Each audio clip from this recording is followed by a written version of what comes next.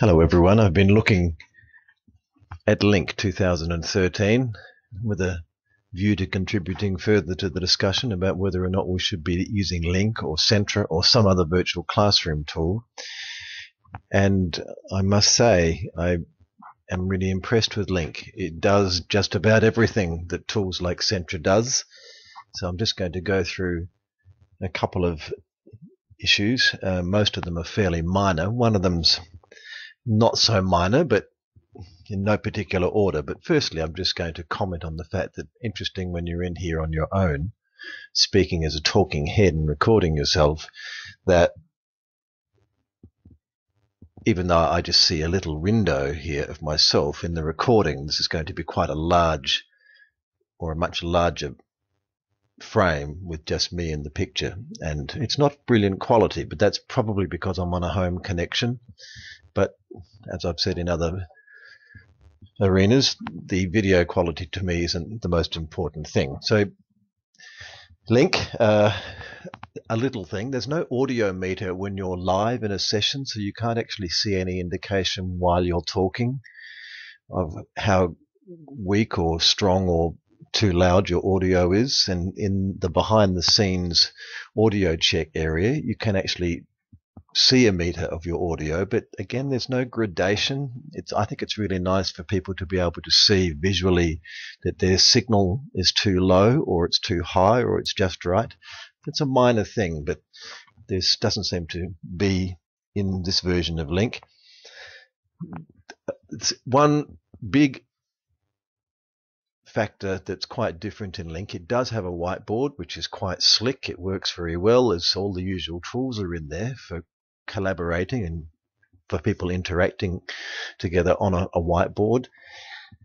Its only problem is that it's not an object-oriented whiteboard. That is, you can't, it seems, move things around. So once they're in a position on the board, you can't move them. And this really makes the whiteboard for collaboration and kind of spontaneous brainstorming not very usable, because people inevitably type on the same spot or they contribute data to the whiteboard on the same spot, and as a facilitator it's good to be able to move it around.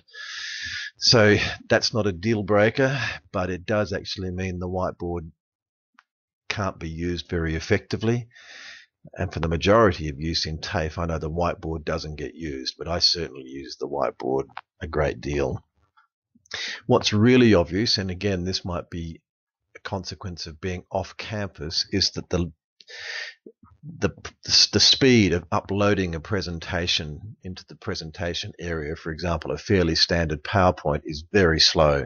So you need to get in here ahead of time and allow several minutes, if not more, for a presentation to load. Again, not a deal breaker, but tools like Centra and the like are very fast in the way they upload. So there's obviously something about the structure of the tools, or in this case Lync hasn't put a priority on that.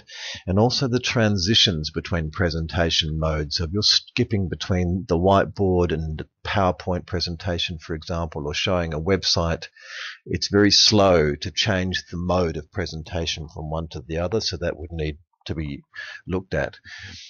Another relatively minor thing, which is not a deal breaker either, is that you cannot preload content, it seems. Now there might be other tools or there might be other levels of access that I'm not privy to at the moment, but the version that I'm using here at the moment doesn't allow me to preload content.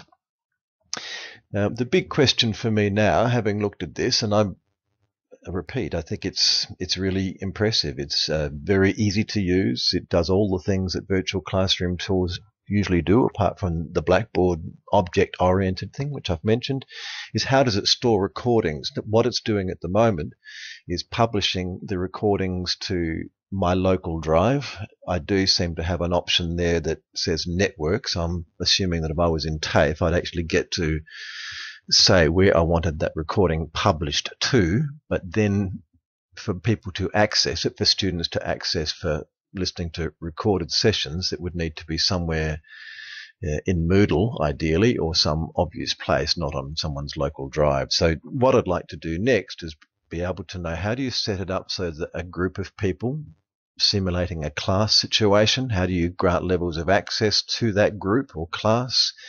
Where do the recordings go, and how do people access the recordings once the Lync session is finished? But in general, looking at Lync, I'm thinking I can see why people are looking at this as a viable alternative. So I'm feeling much more positive about it than I did a short while ago. And I'm sure there's a lot more to learn. So that's it for now. Cheers.